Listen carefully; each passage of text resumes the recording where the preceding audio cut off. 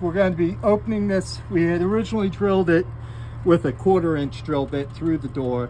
Now I have a 3/8 on here that we're going to open up this hole a little bit more. The basic reason what we're trying to do is fit the sex bolt through there. Now we know that that goes through well.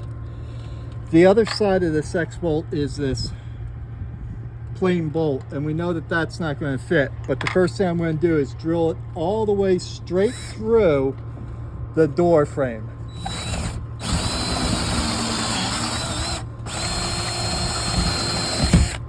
So we've got that all the way through the door frame. This is going to fit beautifully here.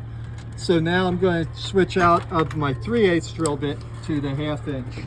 And we're going to go to the other side of the door to drill a 1/2 inch to fit on there. One thing you do want to make sure of as you're drilling, a DeWalt drill is really nice. Some people carry some Black & Decker, Milwaukee, DeWalt. Well, DeWalt's good. They carry the Makitas. Yeah, you can really tell what type of installer they are by their drills. Go ahead.